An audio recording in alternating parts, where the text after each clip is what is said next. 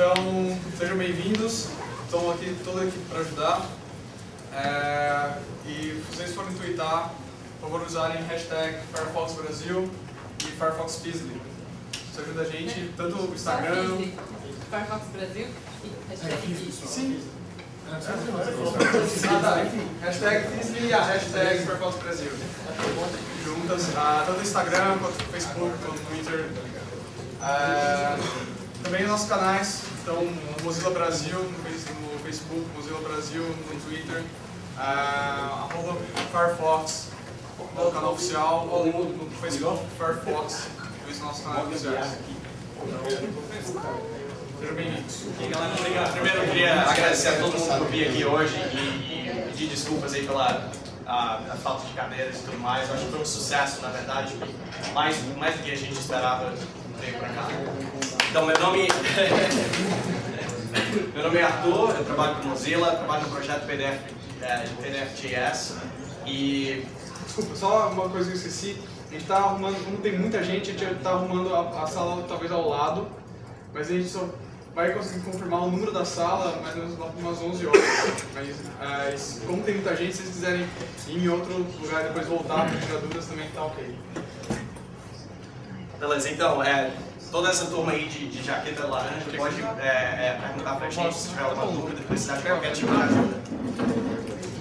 Bom, e hoje eu queria falar um pouco sobre como que a gente vai hoje para o HackDay, que tipo de tecnologias a Mozilla tem e que tipo de tecnologias HTML5 e tudo mais vocês vão poder usar para poder construir web apps que vão ser instaladas em vários dispositivos, incluindo o dispositivo que a gente está lançando, que é baseado no Firefox OS, o Bootgecko. E parte do nosso objetivo é ter um marketplace, uma loja onde as pessoas vão poder instalar aplicativos de web. A primeira coisa que eu queria só talvez tenha uma audiência um pouco heterogênea, não sei os backgrounds, mas para esclarecer um pouco o que é uma web app, cada pessoa que eu perguntar vai dizer um pouco diferente. Uma definição bem pragmática que eu tenho é qualquer coisa que você instala que seja feita em HTML ou JavaScript. E isso vai desde um site de baixa interatividade, até um site de alta interatividade como um jornal, até um site de alta interatividade como o Google Docs ou os aplicativos que você vai ver hoje aqui no HackDay vocês construindo. Mas a ideia é que é um aplicativo qualquer, mas que seja escrito em JavaScript ou HTML. Sim. E um dos projetos que a gente tem no Mozilla é construir, claro, várias pessoas aqui já estão provavelmente familiares com a App Store lá do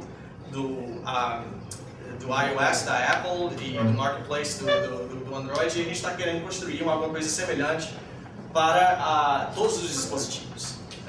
Ou seja, não é uma coisa que é fixa só para uma companhia. A gente quer construir essa loja de aplicativos, esse marketplace, em todos os dispositivos. E para isso a gente está querendo construir uma workflow bem simples, semelhante àquele que existe hoje nessas outras companhias. Por exemplo, a gente vai ter que hoje você já pode testar isso hoje no nosso marketplace. Você pode ir lá testar, ver alguns aplicativos que já temos lá, e quando você aperta o botão de instalar, pelo menos por hoje, só funciona no Firefox, acho que no Nightly, você pode apertar o botão de instalar, que está, por exemplo, um jogo, aí o Firefox vai criar um ícone nativo na sua plataforma, do mesmo jeito que você teria baixado um aplicativo da internet ou instalado através do Android Marketplace, ou seja, lá o que for. Você vai ter um ícone nativo que você vai poder então chamar, e você vai poder rodar esse negócio sem o browser, sem aquela que a gente chama do Chrome do browser, que são os botões de ir para trás, para frente, aquelas coisas todas, mas você vê só o conteúdo mesmo do aplicativo.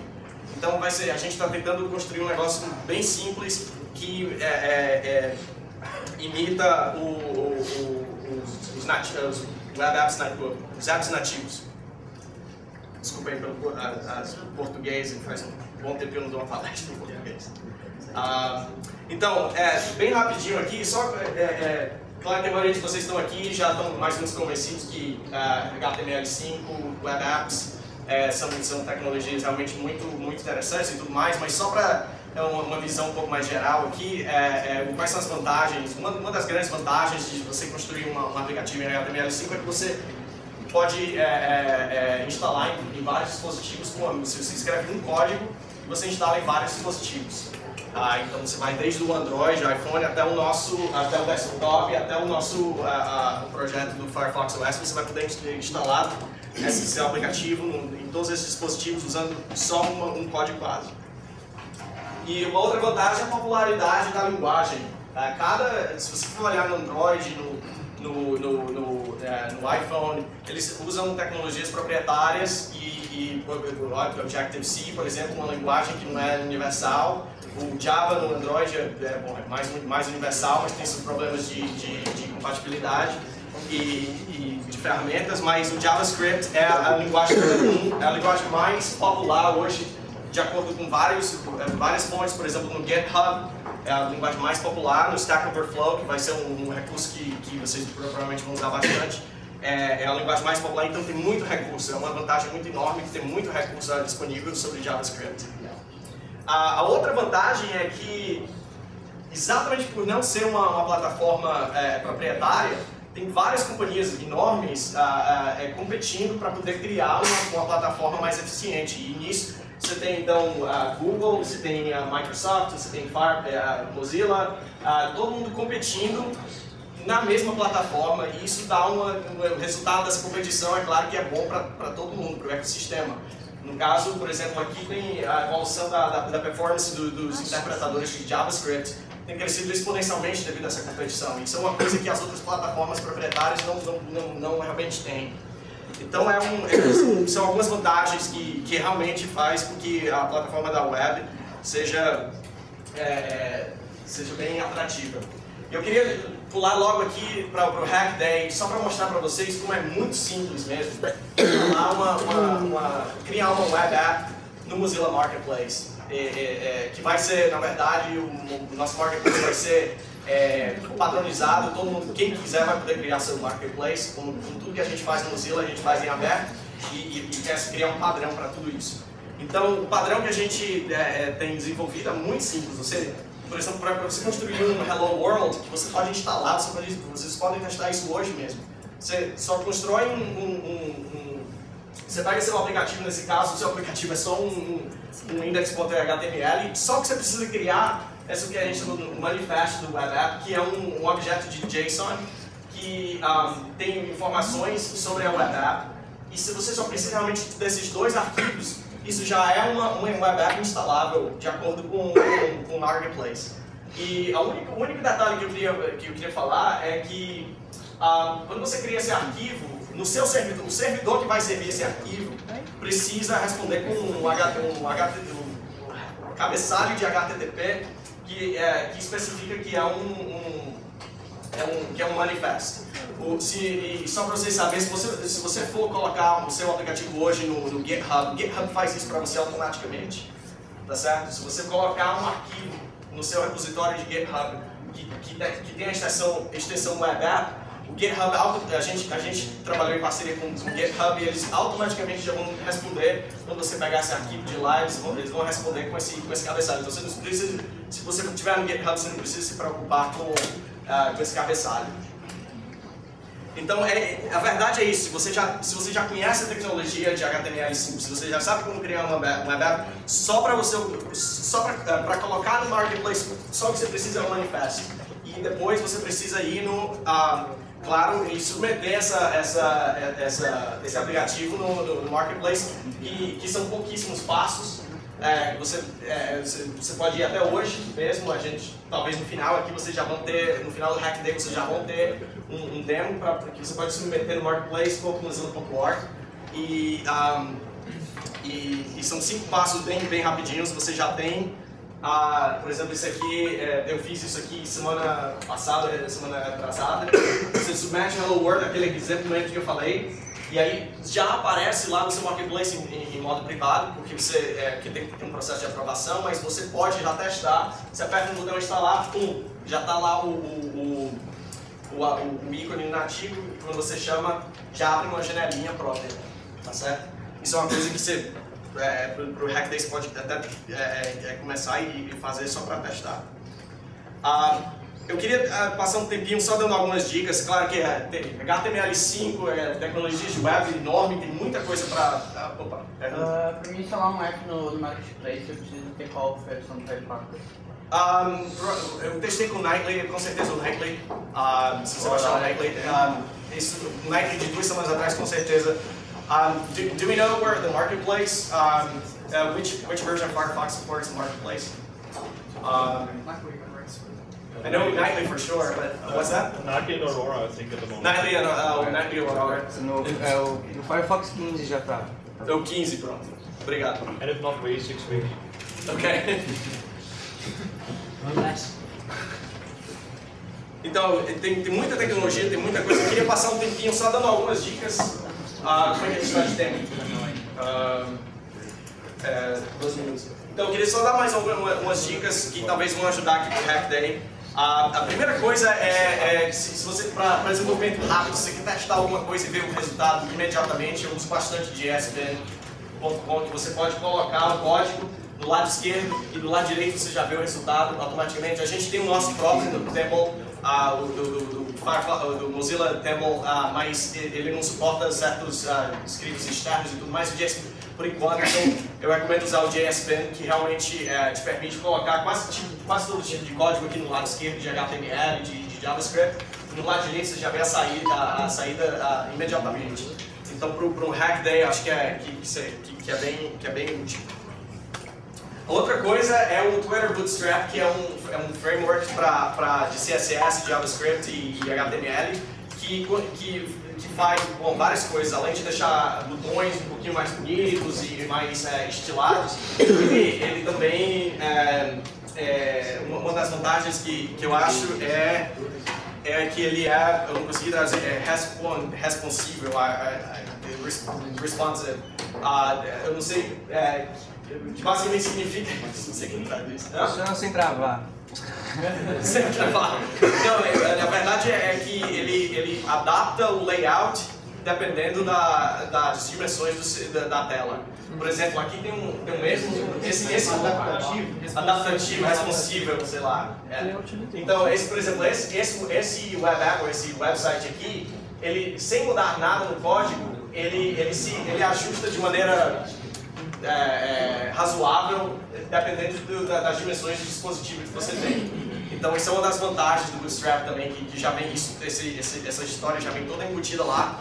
E uma outra dica é que o Firefox Nightly tem uma ferramenta que eu acho que chama Responsive Web Design, que te permite,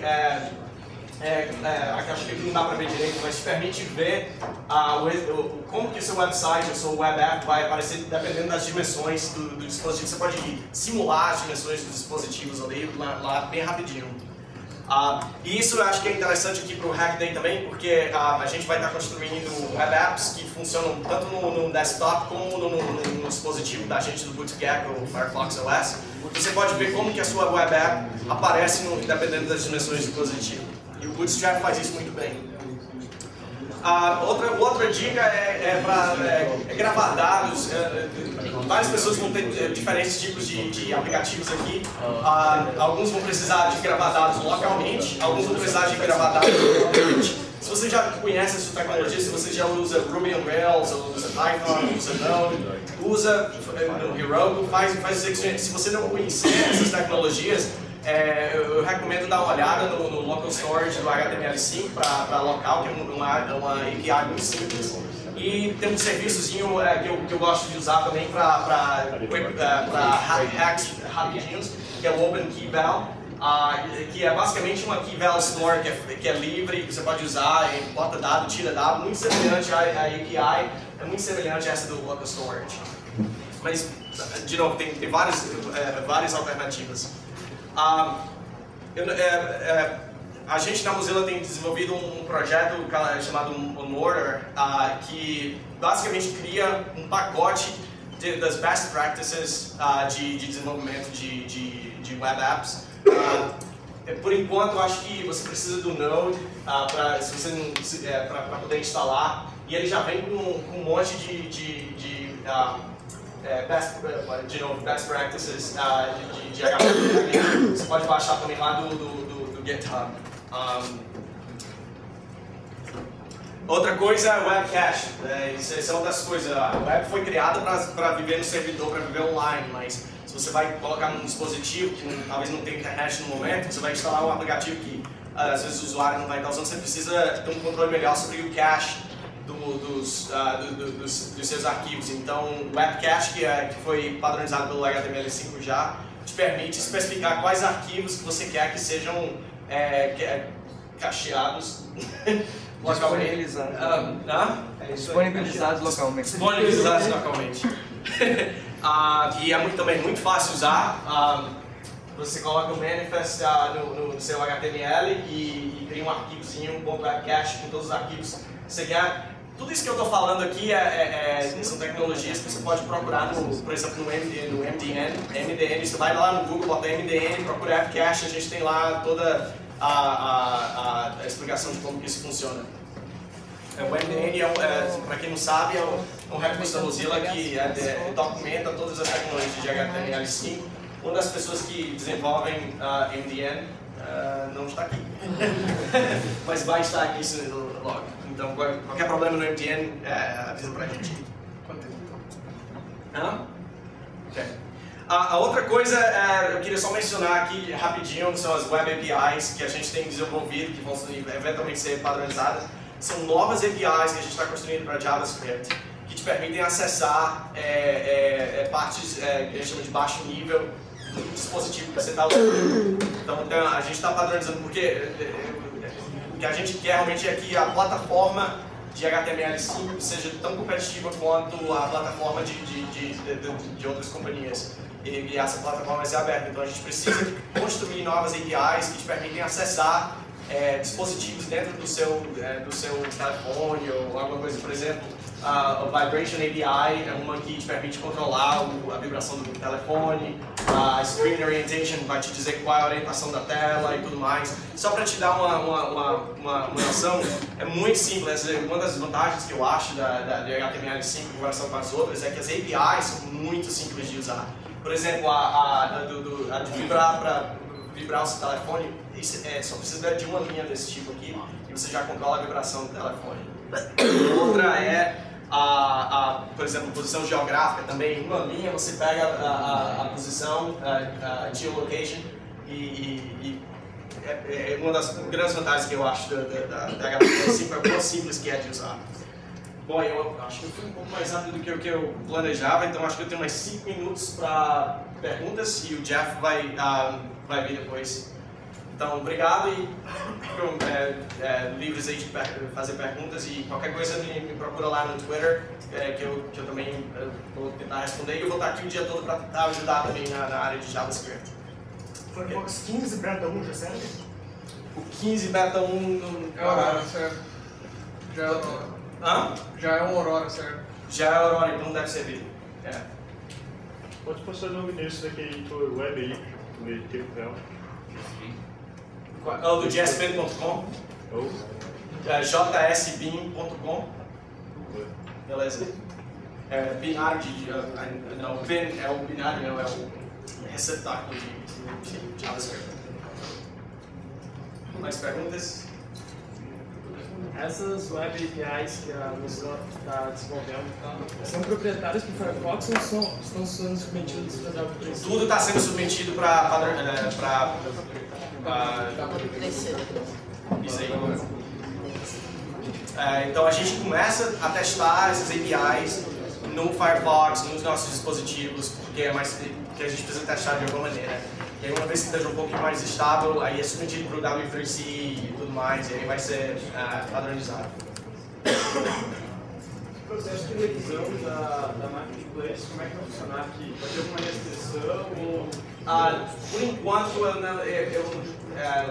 eu não sei exatamente qual que é o processo, eu acho que vai ser um pouco mais simples. Do we have someone who can answer a question of the marketplace review? The process Is it going to be a little, what's the process like for review? You actually submit your manifest. The manifest is kind of like a directory. So we don't actually store your code, we store a location of your code, and the user, when they get the app in the marketplace, always comes to you after that. So anytime you update your app, the next time the user loads the app, they're coming directly to you. So unlike the iTunes Store, you don't have to wait 2 weeks for a new submission, just update your code and that's it. So all we do, we confirm that the logos are there, that the links work, and that there's only one app permitted per domain. Is that right? Yeah. So you actually have to have all of the apps on the domain that the manifest resides on, so other people can't claim your brand. That's where we centralize control. Mas essa é uma das vantagens também, a questão da versão, porque como a sua web app vai viver num servidor remoto, você pode fazer os updates se você quiser, depois que tenha sido aprovado, você não precisa fazer aquele processo de revisão das outras tecnologias. Mais alguma pergunta? Assim, agora eu fiquei curioso, na verdade, sobre isso do domínio. Funciona com subdomínios, eu posso usar subdomínios para apps diferentes. Hey, Chris? So there's a new question here about subdomains. Do you know if different subdomains can have different apps? Believe so, yes. Okay. So long as the app and the manifest reside on that subdomain. And I can confirm that later on. Okay. Mais alguma pergunta? Não? Dou-lhe 1, 2, 3. Foi. Jeff, obrigado.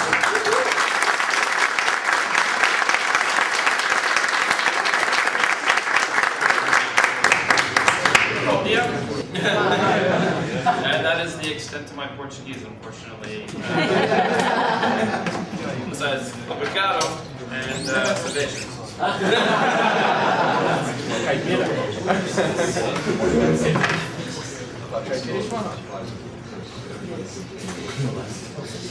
One second.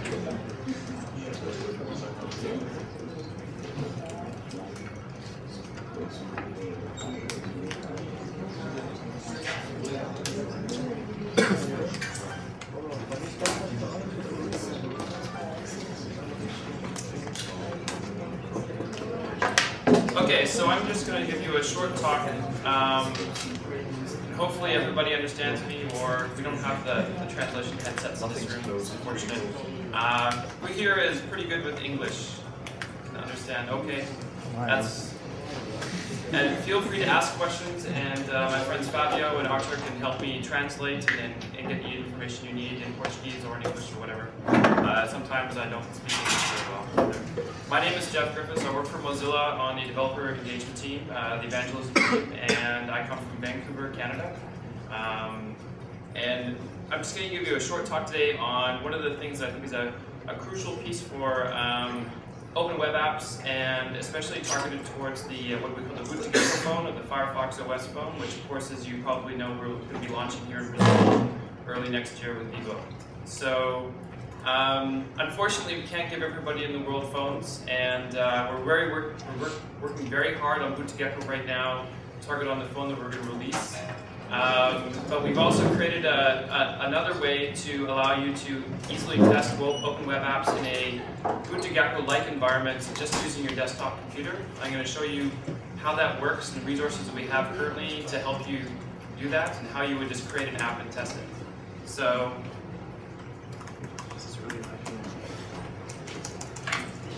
the first thing you need, and I've noticed since you all came into the room, the internet is not working very well. So I apologize for that, but some of the things that I'm going to talk about you need to get from the internet. You may not be able to get it today, or we'll try and get some of these downloads on USB keys for you, like after the talks, so that not everybody is on the internet all the time. So we have nightly builds of this thing called B2G Desktop. And I'm just going to quickly show you what it looks like.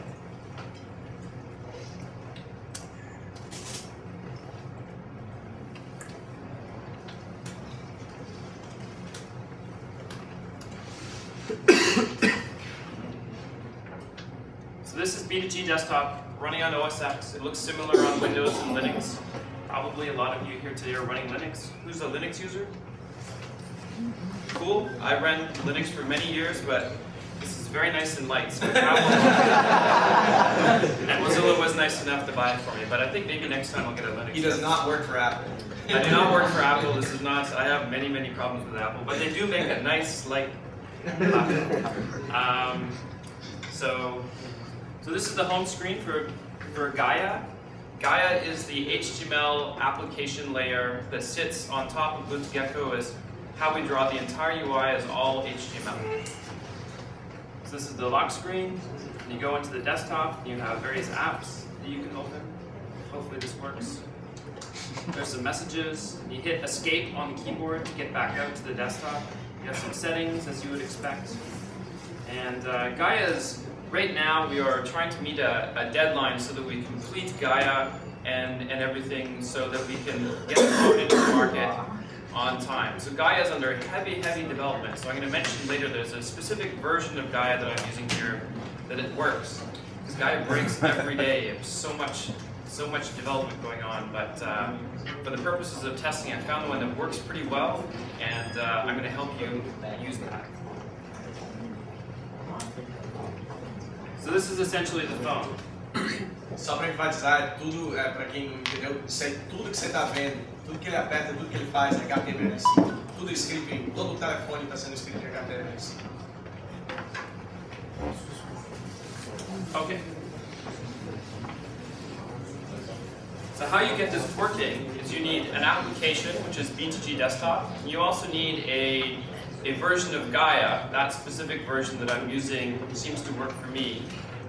So you get the desktop build, as you can see, from our FTP site, and you download the one for your operating system, and then you get Gaia from GitHub. And I'd like to apologize.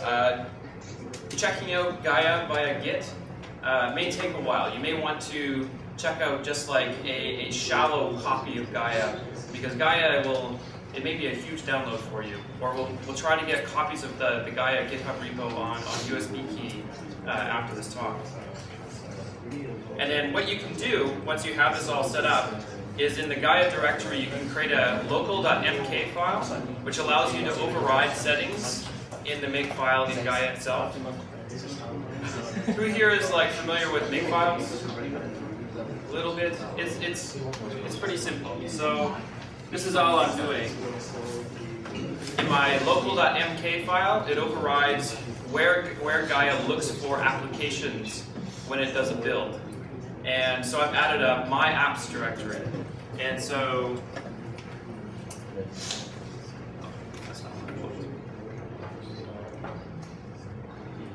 I look in my directory structure. This is Gaia, and I've got my apps directory.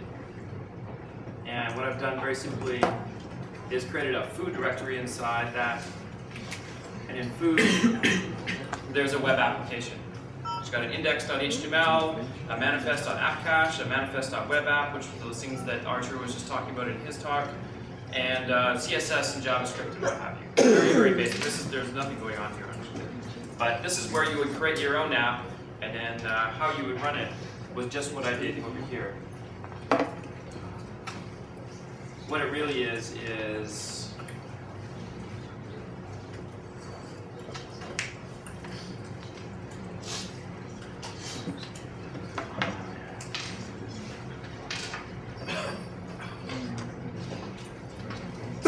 I run the binary for B2G. I pass in a dash profile argument.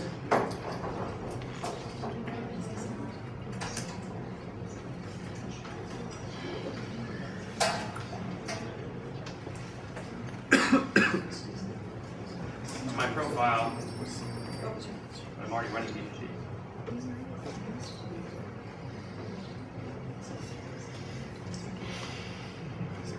And it runs.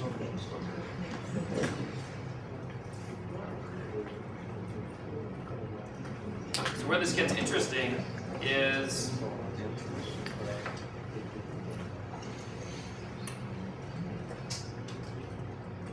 this is my application food. I've got an HTML thing, and that's what it says.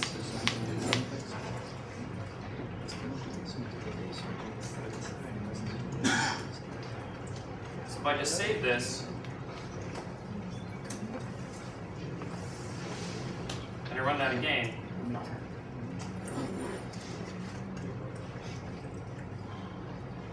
I've got my new app here, and I've got my change.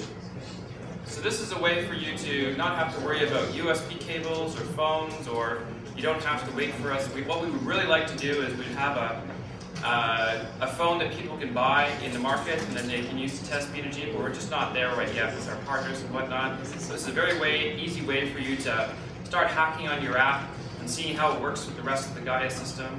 And also keep in mind it's an open web app, so it also works for Firefox desktop. It'll work on the web itself and whatnot. And so you can see how it will work on Firefox OS on the phone that we launch next year. So go back to my slides here.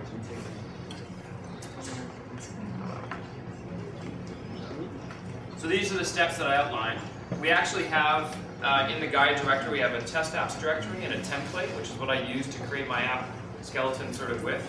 And then you would just like add whatever HTML5 that you want to use to create your app with. You might use like Sencha or, well, probably not Sencha because it doesn't really support Firefox, but jQuery Mobile supports Firefox really well. Or there's the Mortar project, which has Twitter Bootstrap and some other tools like that. And then you hack up your app, like today, and then continuing. And then you test your app with this B2G desktop, see how it works, see if there's any bugs. So I've also got some resources here. Here's a blog post on how to run B2G desktop on Linux with some helper scripts for you. Another Mozillian has also created a GitHub repo that has like a whole Windows installer. So if you're on Windows, it's a very easy way to use the system. And then for Mac, I've created this Gaia Rocking repo, which I need to make some changes to later today. Getting on the network would be good for that. But it's a very easy way to run a B2G desktop and Gaia on a Mac. Also, we have MDN, developer.mozilla.org. We have a whole app section for that to help you with all the technologies and all the HTML5 APIs that you would need to make your app really cool. And I'm not sure if you're aware, but tomorrow we have some of the members of the MDN team here, and we're going to having a bit of a sprint to, especially seeing as a lot of you already know some English, to translate as much of this stuff as possible into Portuguese to help people who speak Portuguese to get going with app development. So that'll be here in the same room, and if you would come by and help us do this localization effort, that would be really appreciated. So if you want to follow what's going on, the developer engagement team has a Twitter handle called MozHacks. We also have hacks.mozilla.org, which is a blog about all the stuff that we do. And on Twitter, I'm also Kanakastani. So thank you very much. If you have any questions about this during the day, I'd be happy to help you. Take your questions, see if we can get you up and running and using this system. Thank you.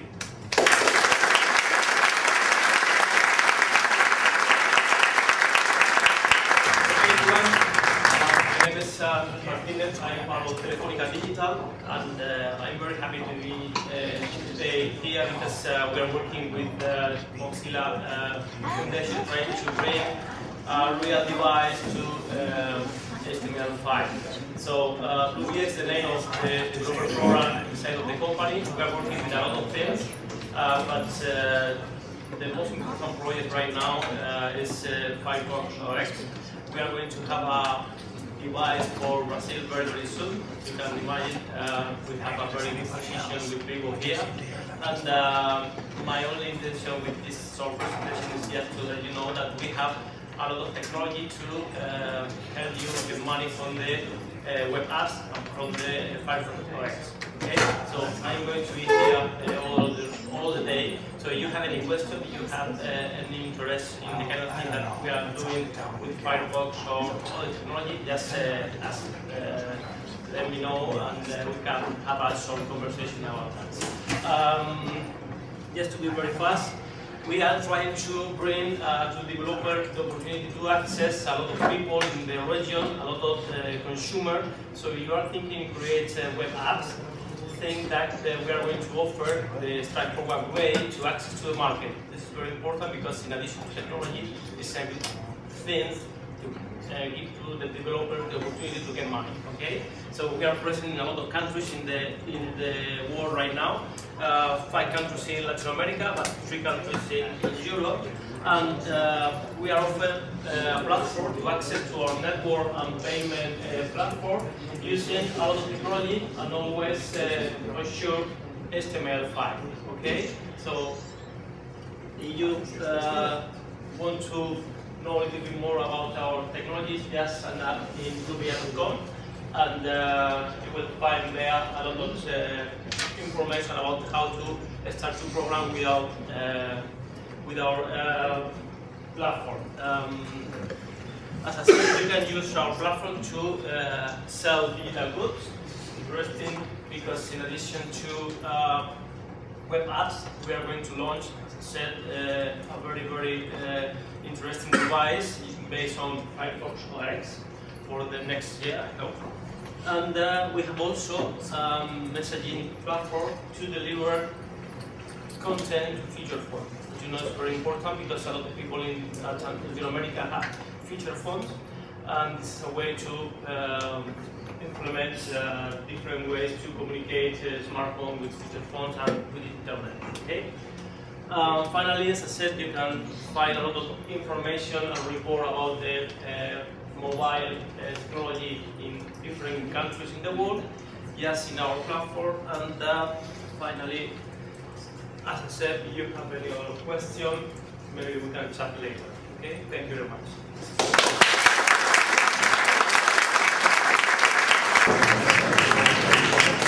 Hello, everybody. How are we all today?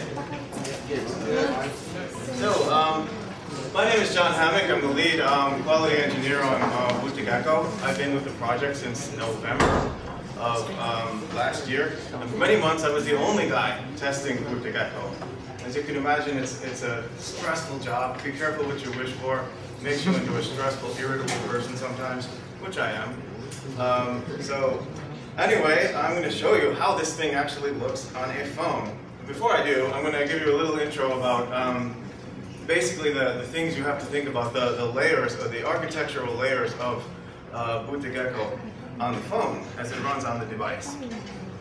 So, in Gecko we have 3 layers. We have Gonk, we have Gecko, and we have, as Jeff demonstrated earlier, we have Gaia. Gonk is basically our hardware abstraction layer. So it's the layer that talks to the board on the phone. Absolute lowest level binaries. It contains the kernel, and it interacts with the hardware abstraction layer. Once Gonk loads, it boots to Gecko, which is the same rendering engine that comes from Mozilla Central that drives Firefox. And that is what drives the HTML5 and CSS user interface for the phones, and that's why it boots up so quickly, because we don't have to load an additional layer. For example, when you boot to Android, you have to load a whole bunch of things in the stacks and iOS and all this. It's why you can have a cheap phone like this. This one retails for about $50, running on your device, basically. And it's also why everything is so why it's open, because of course we're using HTML5 and CSS to develop the user interface and run all of our applications. So we're literally opening the doors to anyone who is a web developer to be able to develop on a phone, which is a wonderful thing, I think. So without further ado, I'm going to show you a few things. Hopefully I can't mess it up too much. Let's see, how does this work?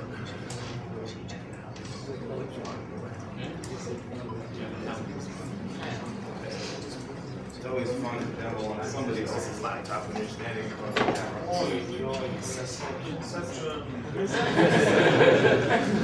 there's parallel mirrors here. Oh, cool.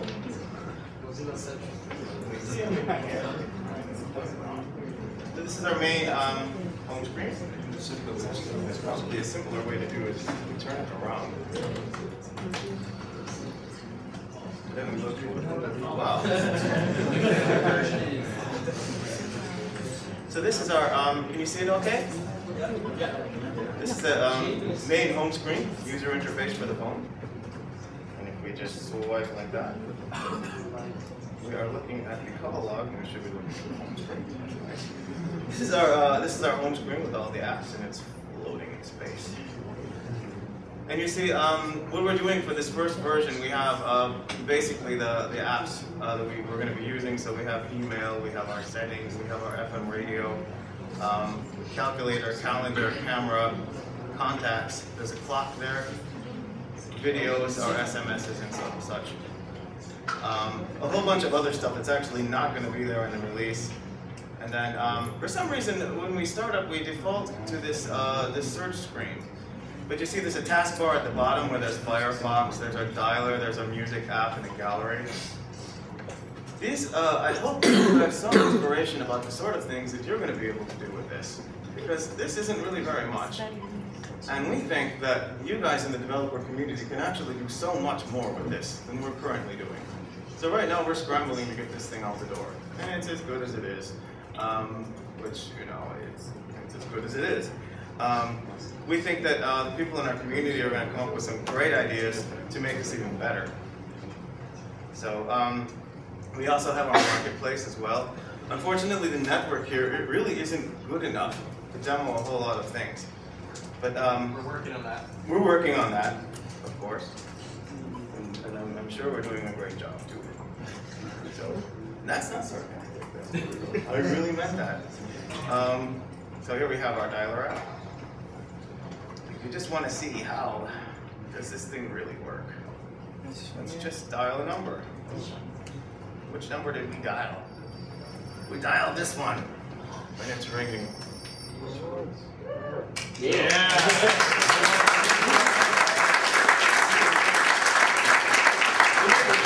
We made the first boot-to-gecko call on the Vivo network 1 week ago here in Brazil. So absolutely first. At least I think it was the first. I like to say it was the first because it makes me feel like Alexander Graham Bell up here, you know. Actually, there are people testing with the gecko in Brazil, so probably it's not the first. Probably not, but I like to say it is. Let the boy dream. Okay, let me know. Engineering's a tough job, you know. Are there any questions or anything we'd like to show? So here, blank out on me, which of course it did. We have our little notification. We got a notification of a missed call here. So this is another thing we do. We have this kind of pop-up notifications that come when we get alarms and alerts and that sort of thing. And the cool thing is that if you look at the source code of that stuff, you can see that everything is written in JavaScript. Yes. And actually including doing all the calls and stuff. So it's pretty sweet. So this was our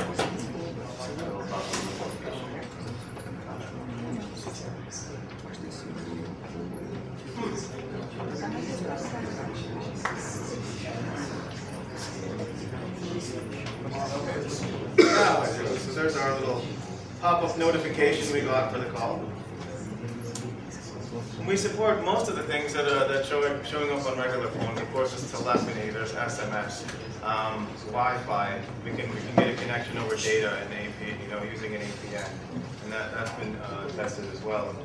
Does anyone else have any questions or anything they'd like to know about what this phone can do and what the potential of it might be? Anybody? Yes, you. Are we going to be able to update the phone when a new version comes out? Because like in Android, you have to buy a brand new phone to have like the Android 4.0. You know? There's going to be an auto update feature that's actually going to be implemented, and that's currently being hashed out with our release team. How exactly that's going to work? Because there's obviously a lot of liabilities with that, right? If people are going around and there's an auto update, there's an excellent chance by the time that everybody has their phone and everyone's installed their own distinct applications on there that people are going to be running a myriad of configurations. When you have a myriad of configurations of things, things tend to crash. So what's very interesting one of the most crash-worthy things on this phone, and I should demo it. It might crash, and crashes are cool, at least for me. We have this Crystal Skull application, which I don't know if you can see it. Yep. This is our WebGL application. So this is our 3D rendering thing. Of course, it's corroded. Oh. Yep. Are you kidding? Very cool. So we have a guy with an empty head on the phone, and we have another guy with an empty head presenting the guy with the empty head. So if we long tap the home screen, of course it timed out again. Isn't that lovely? If we long tap the home screen here, we're able to actually pan between the different tasks. So we have a way of switching between. Oh, I can show you now here. So there it is. R. Too bright. It's too bright. We have a way of basically switching between the apps. So if we do that, then we can, for example, go to our call log. Long tapping the home screen, as I said, so we invokes all of this wonderful things. And you see the performance is, it's not great, but it's not terrible. We're in the process of landing the code right now, and over the next 2 months, it's going to be a month of performance optimizations, trying to do things, as I say, at the Gecko layer to optimize our APIs, to make them more basically performing better.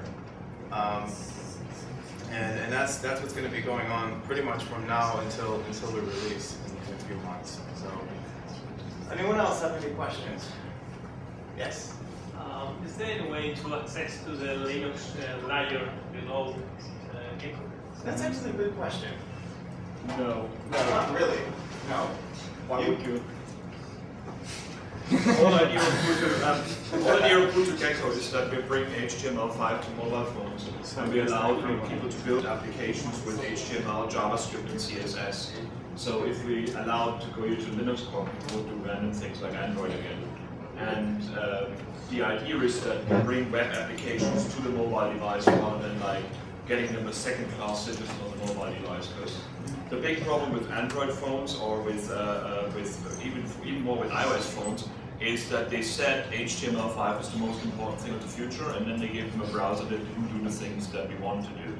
With Porto Gecko, you got full access to the hardware, which you will not have in any other format. So the GOG layer, you probably can do something with it. You could boot the phone into it, but it's basically very, just the core of the Linux on it. If you want to show a command line on your phone, you probably can do it, but then you should also move on your other space line. I think we talked about, there's many JavaScript-based applications which can run a command line on the device. We haven't put such a thing on the device yet. Currently, in the way we're doing this stuff in testing is we simply ADB shell into the device. Guess what? We're using a lot of the code from Android on the very bottom layer. But you can ADB shell into the device and basically manipulate things, change permissions. And of course, in testing, we have to do that a lot because developers do what they do, and they forget to set the right permissions to things, and you move to a lovely white screen if your machine moves at all. And this is what I deal with every day. So I'm not more than just a little crazy. I'm out of time. Thank you very much.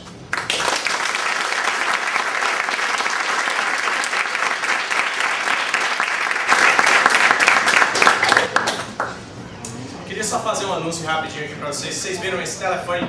Está sendo desenvolvido e tudo mais. Eu acho que essa é uma oportunidade fundamental aqui, uma coisa que está acontecendo, que a gente está focalizando realmente no Brasil para lançar esse dispositivo. É uma oportunidade enorme aqui para a gente, para hoje vocês começarem a construir o primeiro aplicativo, um dos primeiros aplicativos que a gente vai ter nesse dispositivo. E a gente está realmente botando uma força muito forte por trás disso. E uma das coisas que eu queria dizer para vocês é o que sair daqui hoje, dependendo do que for, a gente tem um programa que chama Web Forward, Web FWD, que é um programa uma espécie de incubadora que a gente tem dentro da Mozilla. E os melhores aplicativos que saírem daqui, a gente está muito interessado em manter um diálogo com vocês e talvez até trazer vocês para dentro da incubadora que ela traz suporte financeiro para o desenvolvimento de aplicativos nessa plataforma. Então isso aqui é uma oportunidade, eu acho fantástico para a gente, para colaborar com vocês e vocês vão poder ter um dos primeiros aplicativos para essa plataforma que eu acho que realmente vai ser muito popular aqui no Brasil. Só queria dizer isso e eu acho que so we're ready for hacking. Just one more announcement about evangelism reps if they want to speak and host events like this. Okay. Happy to have them. Ok.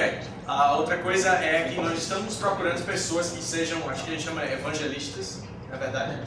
Então estamos procurando, se vocês estiverem interessados, se vocês tiverem essa paixão realmente pelo produto, pela nossa missão e tudo mais, a gente realmente está procurando pessoas aqui no Brasil para nos ajudar com isso. Você conversa com a Chaz, que ela vai poder te ajudar com como que fazer isso acontecer. Tá bom? And it's trained Christian and other people like who are big speakers in Mozilla, so it's a great opportunity to learn. That. And we're trying, I know this is very full and I appreciate everyone making space for everybody else, but we're trying to get a second room next door for the hacking time, but we do encourage you guys to work in groups and collaborate on working on some really great open web apps. And then we have presentations, demos starting here at 5 p.m. Arthur's gonna trip. Então é isso, vamos botar aí pra frente, fazer uns hackings aí com JavaScript, ok? Ok.